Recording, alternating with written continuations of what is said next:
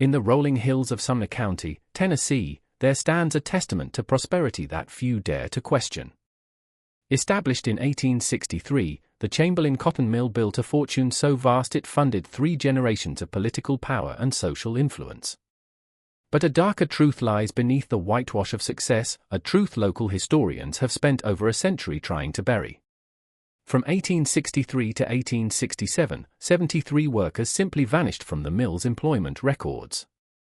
No resignations, no deaths reported to the county clerk, no forwarding addresses, just names crossed out in black ink as if they had never existed at all. The strange part? Every disappearance coincided with record-breaking cotton production months. Discovered in a sealed basement vault in 1987, the mill's own ledgers tell a story the Chamberlain family has fought desperately to keep hidden. What really happened during those for blood-soaked years when cotton was king and human life was cheaper than raw material? Before we continue with the story of the Chamberlain Cotton Mill and its vanished workers, make sure to subscribe to our channel and hit that notification bell. We're diving deep into America's darkest historical secrets, and we want you with us for every chilling revelation. Also, drop a comment below and let us know what state you're listening from. We love connecting with fellow mystery enthusiasts across the nation. The truth about those 73 souls begins in the winter of 1862, when ambitious young industrialist Jeremiah Chamberlain saw opportunity in the chaos of civil war. Gallatin, Tennessee in 1862 was a town caught between worlds. Located just 30 miles northeast of Nashville, it had grown prosperous on tobacco farming and river trade along the Cumberland. But as the Civil War raged through its second year, traditional industries crumbled under the weight of blockades, conscription, and economic uncertainty. Confederate currency became worthless paper, and Union occupation forces controlled the vital supply routes that had once made the region wealthy. Into this desperate landscape came Jeremiah Chamberlain, a 28-year-old entrepreneur from Massachusetts with unusual credentials. Unlike other northern businessmen who saw the South as conquered territory to exploit, Chamberlain possessed something far more valuable: detailed knowledge of cotton processing techniques learned during 2 years working in the textile mills of Lowell. More importantly, he carried letters of recommendation from Union Army quartermasters who desperately needed reliable suppliers of military uniforms and canvas. A man of medium height with steel-gray eyes and prematurely silver hair, Chamberlain had an air of authority beyond his years. Those who met him described an almost hypnotic quality to his voice, soft-spoken yet commanding, with the ability to make the most unreasonable request sound perfectly logical. He dressed impeccably even in wartime, favoring dark wool suits and gold pocket watches that suggested prosperity in times when most men wore patched clothing. The mill he established occupied a prime location along Bledsoe Creek, where the water flow provided consistent power for the massive cotton gins and looms. The 3-story brick building rose like a red fortress from the Tennessee countryside, its tall windows designed to capture maximum daylight for the workers inside. Chamberlain had spared no expense in construction, importing machinery directly from northern manufacturers and hiring skilled foremen from established mills in Georgia and the Carolinas.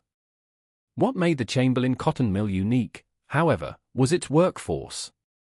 While other manufacturers struggled to find reliable labor during wartime, Chamberlain seemed to have solved this problem with remarkable efficiency. His mill operated at full capacity throughout 1863, producing military contracts worth over $200,000, an astronomical sum for a rural Tennessee operation.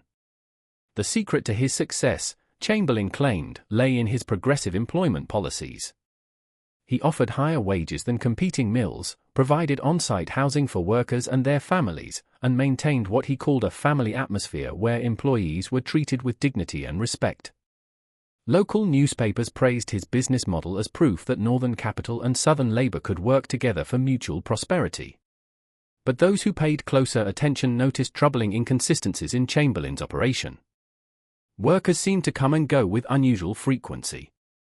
Families would arrive to take jobs at the mill, live in the company housing for several months, then simply disappear overnight. When questioned, Chamberlain explained that many of his employees were refugees from the fighting in Middle Tennessee, naturally inclined to move on when they heard news of family or better opportunities elsewhere. The explanation satisfied most local residents, who had their own wartime concerns to worry about. Food shortages, Confederate raiders, and the constant threat of Union reprisals made everyone focus on daily survival rather than the comings and goings at the cotton mill. Besides, Chamberlain's operation brought desperately needed employment and federal money into the community. Questions about his business practices seemed ungrateful, even unpatriotic. Yet, there were those who noticed details that didn't quite add up. Dr. Marcus Henley, the town's only physician, mentioned to his wife that he had never been called to treat a single worker from the Chamberlain mill, despite the dangerous nature of industrial machinery. Sarah Polly Jennings, postmaster and distant relative of former President James K. Polk, observed that mill workers never seemed to send or receive correspondence, unusual for people supposedly maintaining family connections across the war-torn South. Most troubling of all were the observations of 12-year-old Caleb Carver, whose family farm bordered the mill property. Caleb spent his days hunting rabbits and fishing along Bledsoe Creek, activities that gave him an unobstructed view of the mill's operations. He noticed that while workers regularly entered the mill each morning, he rarely saw the same faces leaving at the end of the day. When he mentioned this to his father, he was told that mill workers probably used a different exit or worked varying shifts. But Timothy's sharp young eyes had caught something else entirely. On several occasions, usually during the darkest hours before dawn, he had seen wagons leaving the mill grounds heavily loaded with what appeared to be large bundles wrapped in canvas. The wagons always headed south toward the Cumberland River, and they always returned empty by sunrise. The boy's innocent observations would prove more significant than anyone could have imagined. For in the winter of 1863, as Chamberlain's mill reached peak production and his profits soared to unprecedented heights, the first signs appeared that something far more sinister than cotton processing was taking place within those red brick walls. The first crack in Jeremiah Chamberlain's carefully constructed facade appeared on February 14, 1863, when a blizzard struck Middle Tennessee with unprecedented fury. Snow fell for 3 days straight, accumulating to depths not seen in living memory. Roads became impassable.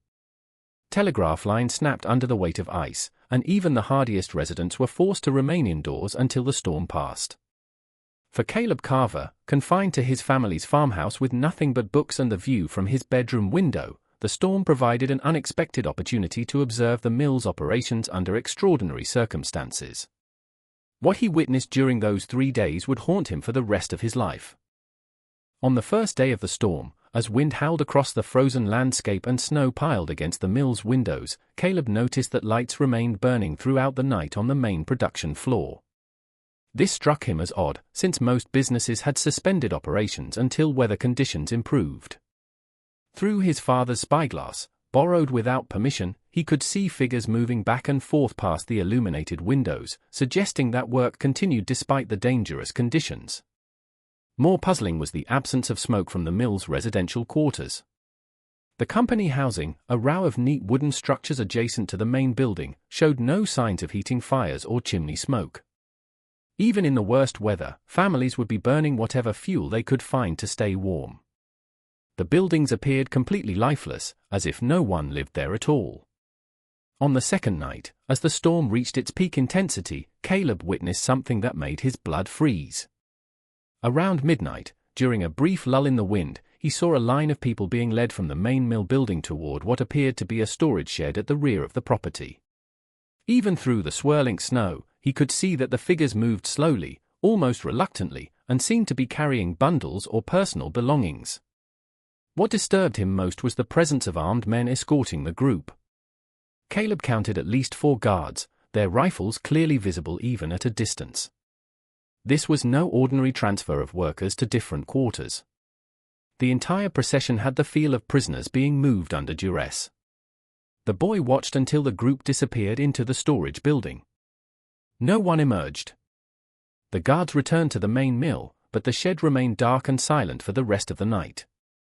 Caleb waited until dawn, expecting to see the workers return to their duties, but the building remained empty and still. On the third day, as the storm finally began to subside, Caleb observed the most disturbing scene yet. 3 wagons, heavily loaded and covered with canvas tarps, departed from the mill grounds just before sunrise. Despite the treacherous road conditions, the drivers seemed determined to reach their destination, whatever the risk. The wagons headed south through the snow-covered fields, following a route that would take them to the Cumberland River. When the wagons returned several hours later, they were empty, clean, as if they had never carried anything at all. That afternoon, as roads became passable and normal activity resumed throughout the county, Caleb made a discovery that confirmed his worst fears. Sneaking onto the mill property while workers were busy clearing snow from the main building, he approached the storage shed where he had seen the group of people disappear 2 nights earlier. The building was empty. Completely empty, not just of people, but of any sign that people had ever been there. No personal belongings, no bedding, no evidence of recent habitation. The floor had been swept clean, and the air smelled strongly of lye soap, as if someone had scrubbed away all traces of human presence. But in one corner, partially hidden beneath a loose floorboard, Caleb found something that made his heart race, a small leather shoe, the kind worn by a child. The leather was still supple, the sole barely worn, indicating it had been lost recently. Inside the shoe, carved into the insole with what appeared to be a nail or sharp piece of metal, were the initials ME and a date, February 12, 1863, 2 days before the blizzard, 2 days before the mysterious nighttime procession to the storage shed. Caleb clutched the shoe to his chest and ran home through the melting snow, his mind racing with terrible possibilities. He burst into his family's kitchen where his parents were preparing dinner, breathless and pale with fear. "Pa," he gasped. Something awful happened at the mill during the storm. There were people and guards and wagons. His father, Thomas Carver, looked up from his evening paper with mild irritation. "Timothy, how many times have I told you to stay away from that property? Mr. Chamberlain's business is none of our concern." "But Pa, I found this." Caleb held up the small shoe, his hand trembling. "There was a child, and now they're gone, and I think," Thomas Carver's expression changed as he examined the shoe. The implications were too disturbing to ignore. A lost child shoe found in an empty building after a suspicious nighttime gathering suggested possibilities that no father wanted to contemplate.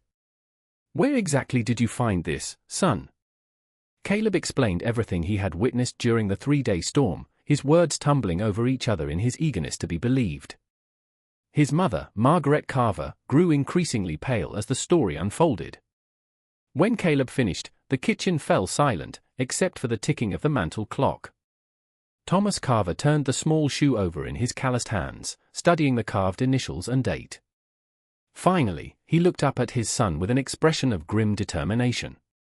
"Timothy, I want you to listen to me very carefully. You are never to speak of this to anyone outside this family. Not to your friends, not to your teacher, not to anyone in town. Do you understand?" The boy nodded, confused by his father's reaction. "But we have to tell someone, Pa." "If something bad happened to that child, son," Thomas said quietly, "sometimes the most dangerous thing a man can do is ask questions when powerful people don't want them asked. Mr. Chamberlain has friends in very high places, Union Army contracts, government connections, enough money to make problems disappear." Margaret Carver spoke for the first time since hearing her son's story. "What are you saying, Thomas? That we just ignore what Caleb saw?" Thomas was quiet for a long moment, weighing his words carefully. "I'm saying we need to be very, very careful about what we do next.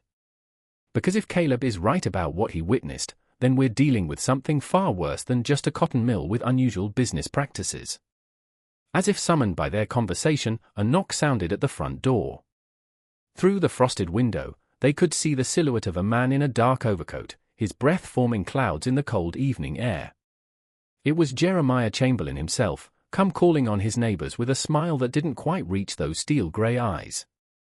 The conversation between Thomas Carver and Jeremiah Chamberlain that February evening lasted barely 10 minutes, but its implications would echo through the decades that followed. Chamberlain had come, he explained with his characteristic smooth confidence, to discuss a business proposition that would benefit both families. "Thomas," Chamberlain began, settling into the Carver's modest parlor with the ease of a man accustomed to being welcomed everywhere, "I've been watching your boy, Timothy. Sharp eyes, that one. Curious mind. The kind of young man who notices things others might miss." Thomas felt his wife's hand tighten on his arm, a silent warning to proceed with caution. Timothy's always been observant, Thomas replied carefully. Sometimes too much so for his own good. Chamberlain's smile broadened, but his grey eyes remained cold and calculating. Curiosity is a valuable trait in the right circumstances. In others, it can be problematic. I'm here to ensure that Timothy's natural inquisitiveness is channeled in productive directions. From his coat pocket, Chamberlain withdrew a leather portfolio containing what appeared to be legal documents. I'm prepared to offer your family a substantial sum, $500, for a small piece of your land.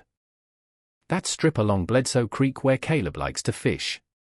I need it for mill expansion, water rights, that sort of thing. $500 was more money than the Carver family had ever seen at one time. In 1863, it represented nearly 3 years' worth of farm income. The offer was so generous as to be almost suspicious. That's very generous, Mr. Chamberlain, Thomas stammered. But that particular piece of land has been in my family for 30 years. It's not really for sale. Chamberlain's expression didn't change, but something shifted in the atmosphere of the room. The temperature seemed to drop several degrees, and the oil lamps flickered as if touched by an unfelt breeze. I understand attachment to family land, Thomas. I truly do. But progress waits for no man, and my mill represents the future of this county. The question is whether your family will be part of that prosperous future, or, he let the sentence hang in the air like smoke from a snuffed candle. Margaret Carver found her voice. What exactly are you saying, Mr. Chamberlain? I'm saying that cooperation tends to be rewarded, while obstruction can lead to unfortunate circumstances. Take the Henderson family, for instance. They were initially reluctant to sell me the land where my mill now stands. But after young James Henderson had that terrible accident with his hunting rifle, they reconsidered. Amazing how quickly priorities can change when tragedy strikes close to home. The threat was delivered with such casual elegance that it took a moment for its full meaning to register. James Henderson had indeed died in a hunting accident 6 months earlier, a tragedy that had shocked the community. The idea that it might not have been accidental had never occurred to anyone. Thomas Carver looked at his 12-year-old son, who sat wide-eyed in the corner, clearly understanding more of the adult conversation than anyone was comfortable with. The choice before him was stark: accept Chamberlain's offer and ensure his family's safety, or refuse and risk the consequences. I'll need some time to consider your offer, Thomas said finally. Chamberlain rose from his chair with fluid grace, collecting his portfolio and adjusting his gold watch chain. Of course. Take all the time you need. But Thomas, he paused at the door. Do remember that opportunities like this don't come along often, and neither do second chances. After Chamberlain's departure, the Carver family sat in stunned silence. The implications of the visit were clear to all three of them. Timothy's observations during the blizzard had somehow reached Chamberlain's attention, and the mill owner was taking steps to ensure that no further questions would be asked. 3 days later, Thomas Carver signed the papers selling his Creekside property to the Chamberlain Cotton Mill for $500 in gold coin. The transaction was recorded at the county courthouse with unusual speed, processed by a clerk who had recently received a substantial donation to his church-building fund. But selling the land didn't end Timothy's interest in the mill's operations. If anything, losing his favorite fishing spot only intensified his curiosity about what Chamberlain was so desperate to hide. The boy began taking longer routes to school that allowed him to observe the mill from different angles, noting patterns in the comings and goings of workers and wagons. What he discovered over the following months painted an increasingly disturbing picture. Workers continued to arrive at the mill in small groups, usually families or individuals who appeared to be refugees from the ongoing war. They would be housed in the company quarters for periods ranging from several weeks to a few months. Then, inevitably, they would simply vanish. The disappearances followed a predictable pattern. They always occurred during periods of peak production when the mill was working around the clock to fulfill military contracts. They always happened at night, usually during the darkest hours before dawn, and they always coincided with the appearance of those mysterious canvas-covered wagons heading south toward the Cumberland River. Caleb began keeping a secret journal, recording every observation in a code of his own devising. He noted names when he could learn them, descriptions of the missing workers, dates of their disappearances. By the end of 1863, his journal contained references to 27 individuals who had simply vanished from the mill's employment. But it was his discovery in late December that truly revealed the scope of Chamberlain's operation. While exploring the woods near the river, Caleb found what appeared to be a makeshift burial ground, dozens of crude graves marked only by numbered wooden stakes driven into the frozen earth. The graves were arranged in neat rows, suggesting systematic organization rather than random burial of disease victims or war casualties. Most disturbing of all was the freshness of many graves. The earth was recently turned, the wooden markers still new and unstained by weather. Someone had been burying bodies here regularly, probably for months. Caleb counted 73 graves in total. 73 wooden stakes numbered consecutively, representing 73 human beings who had found their final rest in unmarked graves along the Cumberland River. As he stood among the silent markers, snow beginning to fall once again across the Tennessee landscape, Caleb Carver realized that he had stumbled upon something far more sinister than unusual business practices. He was looking at evidence of systematic murder carried out with industrial efficiency and hidden beneath the respectable facade of wartime manufacturing. The question that would haunt him for the rest of his life was simple: what exactly was Jeremiah Chamberlain doing to those workers that required them to be buried in secret graves? And more importantly, how many more would die before someone found the courage to stop him? The winter of 1863 gave way to a spring that brought both hope and horror to Sumner County. Union forces had secured most of Middle Tennessee, trade was slowly resuming along the Cumberland River, and there was cautious optimism that the war might be turning in favor of the North. For Jeremiah Chamberlain, these developments meant expanded opportunities and even larger government contracts. But for Caleb Carver, now 13 and increasingly haunted by his discoveries, spring brought new evidence of the terrible secret hidden within the mill's operations.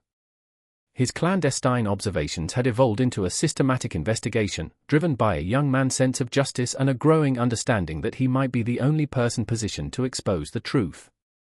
The breakthrough came in April when Caleb witnessed the arrival of a new group of workers. Unlike previous groups, this family included someone Caleb recognized: Rebecca Sutton, the 16-year-old daughter of a Methodist preacher from nearby Hartsville. Rebecca's family had been displaced by Confederate raiders the previous month, and word had spread through local churches that they were seeking employment and shelter. Caleb watched as the Sutton family, parents, 3 daughters, and a young son, were welcomed at the mill with Chamberlain's characteristic charm and efficiency. They were assigned to a small house in the workers' quarters, given employment in the mill's production areas, and promised steady wages plus room and board. To outside observers, it appeared to be an ideal arrangement for a family left destitute by war. But Caleb knew better. Based on his observations of previous patterns, he estimated that the Sutton family had perhaps 2 months before they would join the ranks of the disappeared. The knowledge filled him with a desperate urgency. These weren't anonymous refugees anymore. This was a family he knew, people he had seen at church gatherings and community events. Determined to gather concrete evidence of Chamberlain's crimes, Caleb began taking extraordinary risks. He started sneaking onto the mill property at night, hiding in hay lofts and storage sheds to observe the nighttime activities that seemed to be central to the operation. What he discovered exceeded his worst fears. The mill's basement, accessible through a seldom-used entrance near the creek, contained facilities that had nothing to do with cotton processing. Caleb glimpsed rooms that appeared to be designed for confinement, bare chambers with heavy doors and barred windows. He saw what looked like a medical facility complete with surgical instruments and bottles of chemicals whose purposes he could only guess at. Most disturbing of all was a room that contained detailed records of every worker who had ever been employed at the mill: names, ages, physical descriptions, family connections, and, most significantly, detailed notes about their usefulness for what Chamberlain termed experimental purposes. The files were organized with meticulous care, suggesting a systematic approach to whatever was happening to the missing workers. Timothy's blood ran cold as he read entries in Chamberlain's own handwriting: *subject 23, John Patterson, age 34, excellent physical condition, suitable for endurance testing. Expired after 72 hours. *subject 31, Mary Collins, age 28, previous exposure to typhoid, useful for immunity studies. disposed of after 2 weeks observation. Subject 41, David Reynolds, age 19. Strong constitution, ideal for surgical procedures. Materials preserved for further study. The clinical language and systematic notation made clear that the mill was serving as cover for medical experiments of the most horrific kind. Chamberlain wasn't simply murdering his workers. He was using them as human test subjects for research that violated every principle of medical ethics and human decency. The realization that Rebecca Sutton and her family were destined for this fate drove Caleb to desperate action. He began leaving anonymous warnings for the Sutton family, slipping notes under their door at night, or hiding messages where Rebecca might find them during her work shifts. The warnings were cryptic: trust no one at the mill, leave while you still can, danger comes with darkness, but he hoped they would plant seeds of suspicion that might save their lives.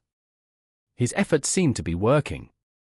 Caleb noticed that Rebecca had become increasingly nervous and watchful.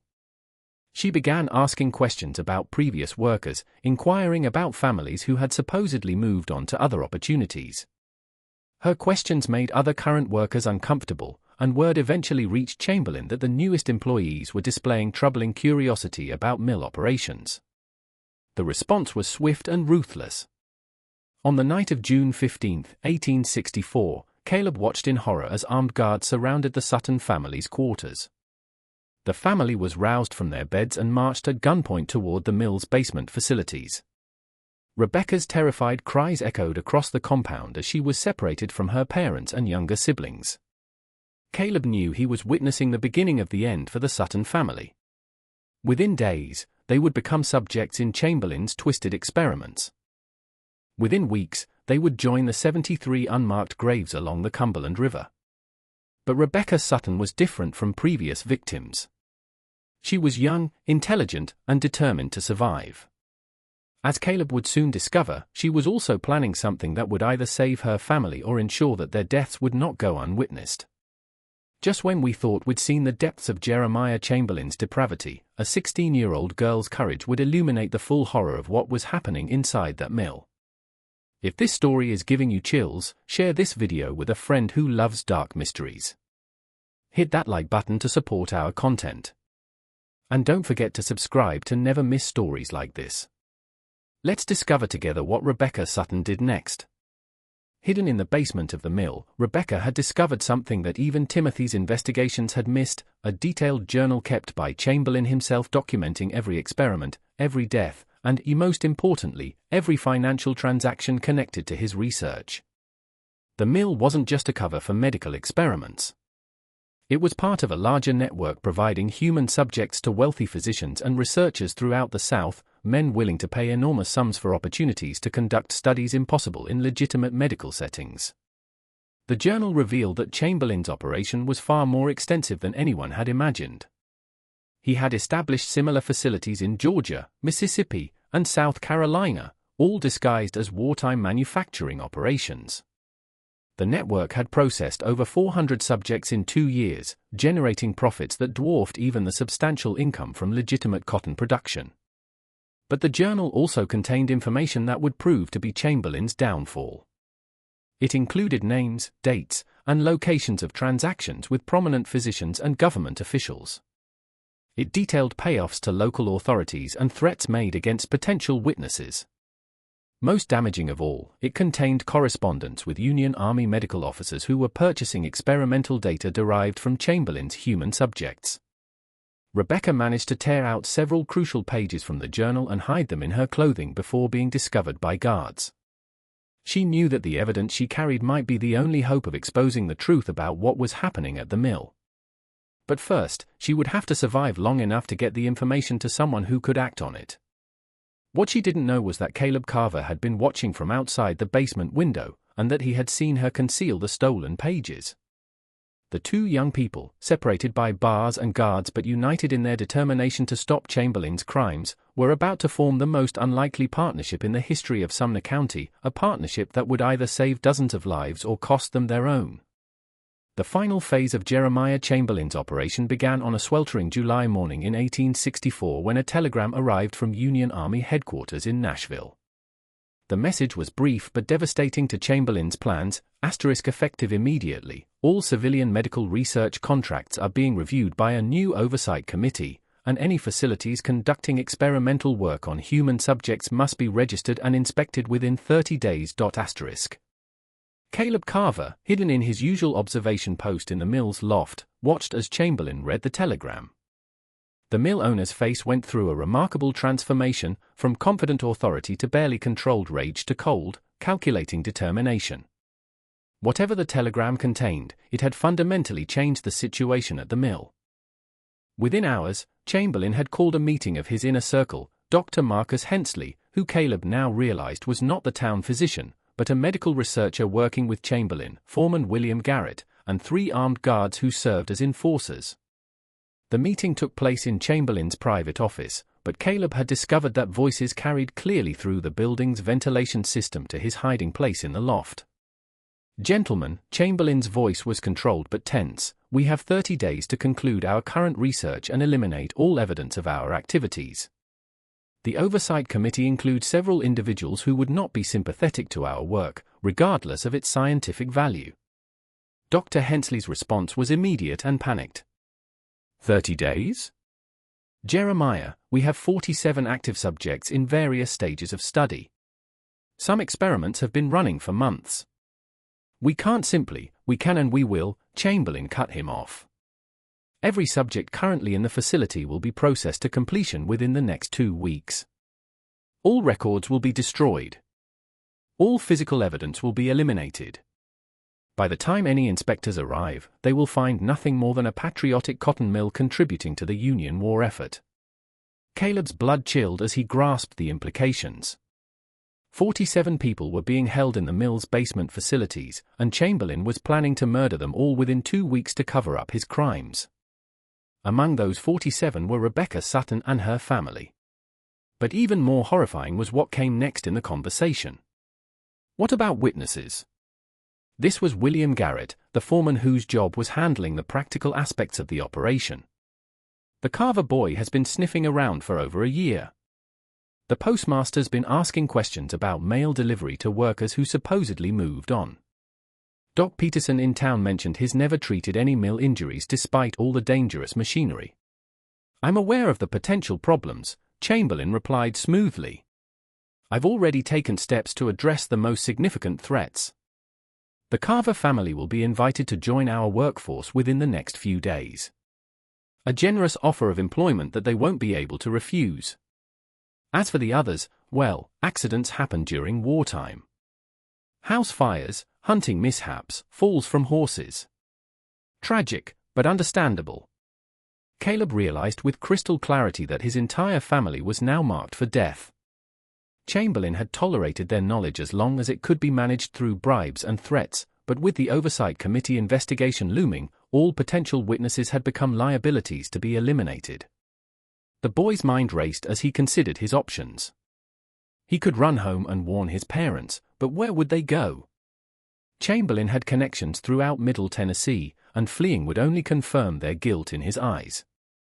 He could try to contact Union authorities, but the nearest garrison was in Nashville, a day's ride away, and he had no proof that anyone would believe. The only chance was to coordinate with Rebecca Sutton and the other prisoners to expose the truth before Chamberlain could implement his final solution. But that would require getting into the basement facilities past armed guards and organizing a coordinated escape attempt with people who had been weakened by weeks or months of captivity. Caleb made his decision. That night, he would attempt the most dangerous infiltration of his young life, seeking to reach the basement prisoners and organize a rebellion that would either free them all or ensure that someone survived to tell the truth about what had happened at the Chamberlain cotton mill. As he prepared to descend from his hiding place, Caleb overheard one final exchange that made his mission even more urgent. "When do we begin the final processing?" Dr. Hensley asked. "Tonight," Chamberlain replied. "We'll start with the children. They require less preparation, and their elimination will encourage cooperation from the adult subjects. By morning, we should be able to reduce our numbers by at least a dozen." Timothy's hand shook as he climbed down from the loft. Rebecca's 8-year-old brother would be among the first to die unless something was done immediately. The boy who had spent over a year observing and recording Chamberlain's crimes was about to discover whether his courage was equal to the task of stopping them. The basement of the mill after midnight was a place that existed beyond nightmares. As Caleb crept through corridors lit only by flickering oil lamps, he encountered sights that would haunt him for the rest of his life: cells containing gaunt figures who barely looked human anymore, operating rooms stained with evidence of procedures that violated every principle of medical ethics, storage areas filled with jars containing specimens that had once been parts of living people. But it was in the final corridor that Caleb found what he was looking for: Rebecca Sutton, still alive, still defiant, and still clutching the stolen journal pages that could expose Chamberlain's entire operation. When she saw Timothy's face at her cell window, her eyes filled with a mixture of hope and desperate determination. "Timothy," she whispered. "Thank God. I thought no one knew we were here." "I know everything," Caleb replied softly. "And I'm going to get you out. But we have to move fast. They're planning to kill all of you tonight, starting with the children." Rebecca's face hardened with resolve. "Then we don't have time for a careful escape. We're going to have to fight our way out, and some of us probably won't make it." As Caleb worked to pick the lock on Rebecca's cell with tools stolen from the mill's maintenance shop, both young people understood that they were embarking on a mission that would either save dozens of lives or cost them their own. But they also knew that they were the only hope for justice for the 73 people already buried in unmarked graves along the Cumberland River. The rebellion was about to begin. The uprising at the Chamberlain cotton mill began at 2:47 a.m. on July 22, 1864, when Caleb Carver and Rebecca Sutton unlocked the first cell door and whispered the words that would change everything: "We're getting out of here. All of us. Tonight."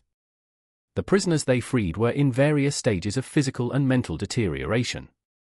But Rebecca's stolen journal pages had revealed something that transformed their despair into fury. Chamberlain's records showed that none of them were random victims.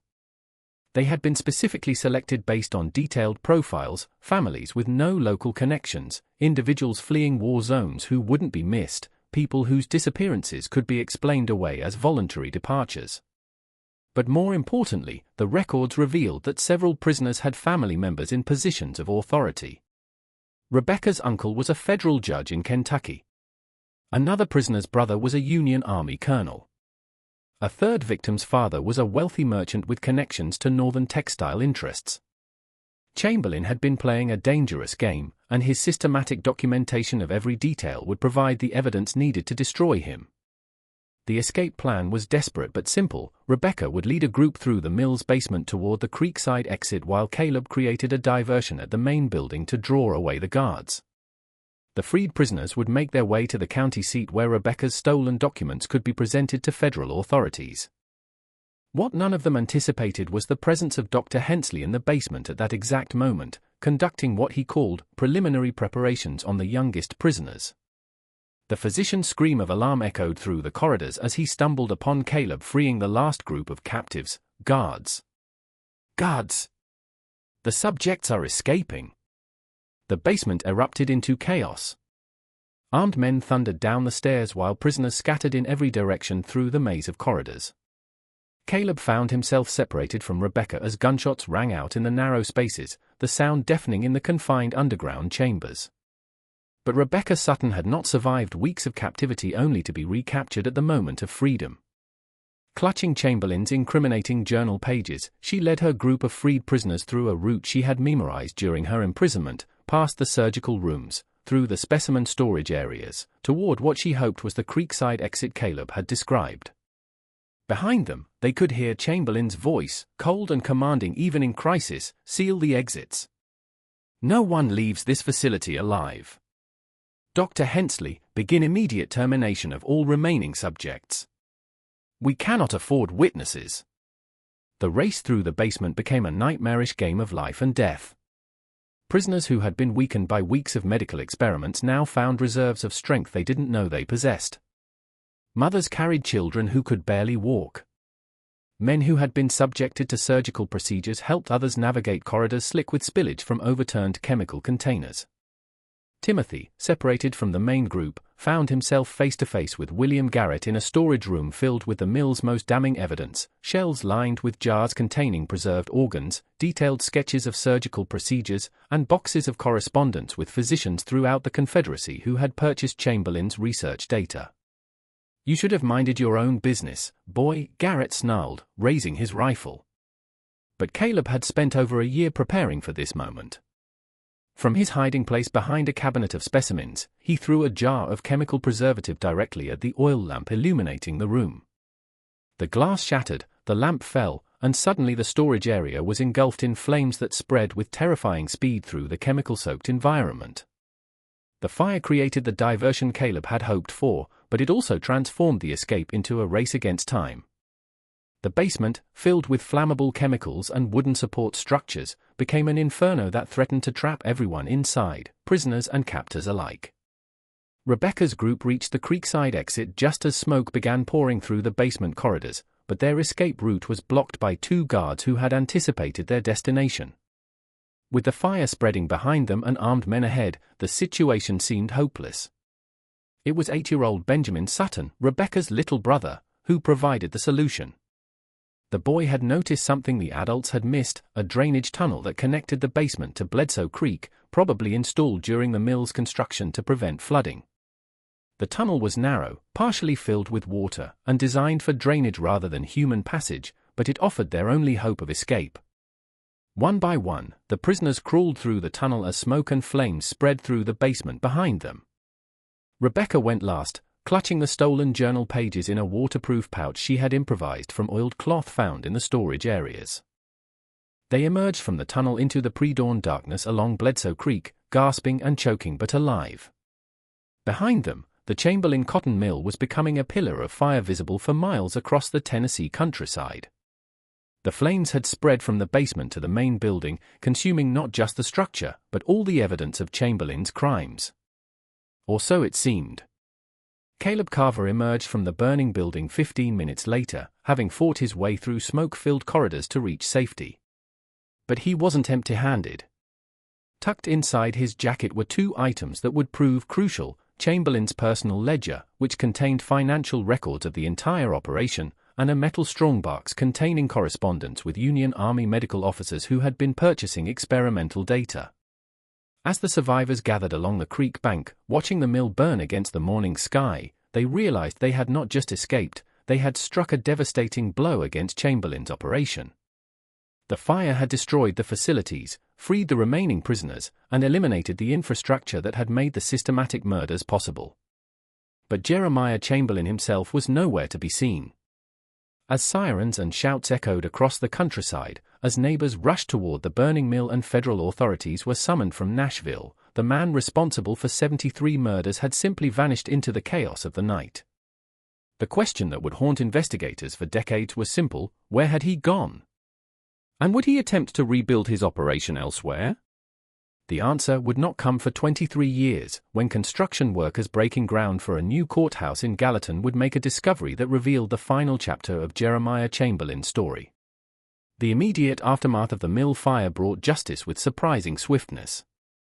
Rebecca Sutton's stolen journal pages, combined with Caleb Carver's rescued ledger and the testimony of 37 freed prisoners, provided overwhelming evidence of the systematic murders that had taken place beneath the respectable facade of cotton production.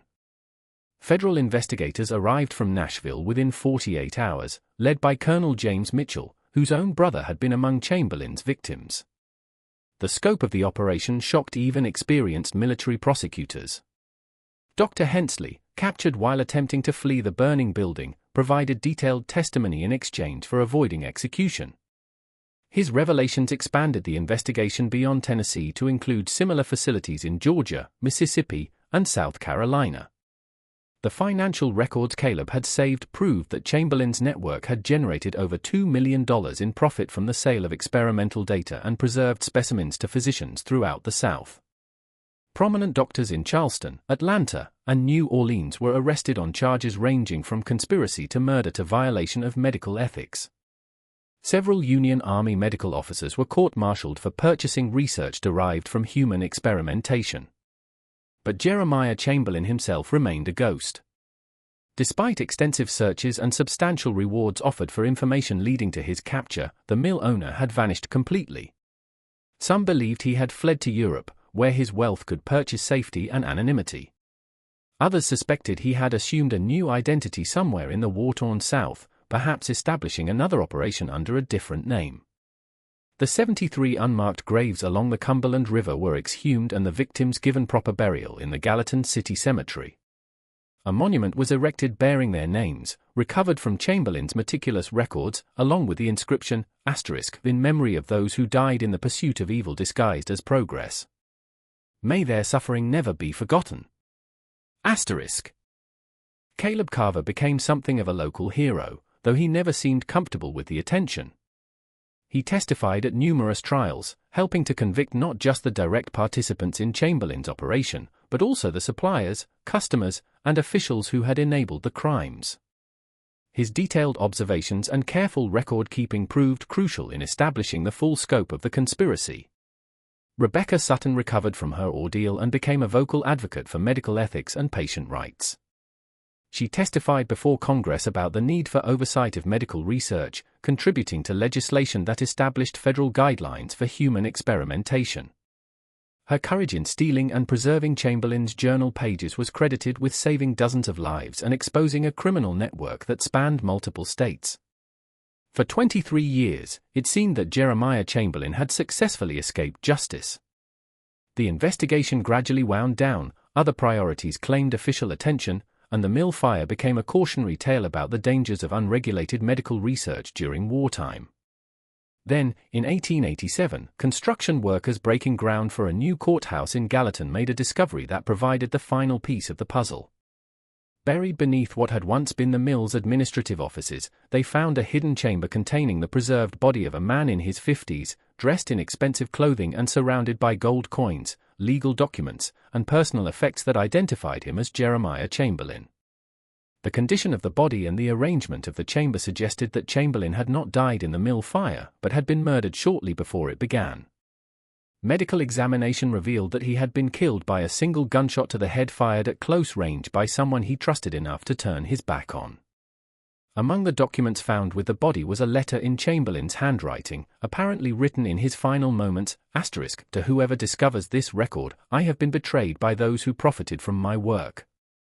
Dr. Hensley and Colonel Morrison have decided that my knowledge makes me a liability now that federal investigation threatens our operation. They believe that my death will end the inquiry and protect their own involvement. They are wrong. The evidence I have hidden will ensure that justice follows them wherever they flee. Let this be a warning to all who would trade human life for profit. The dead have longer memories than the living.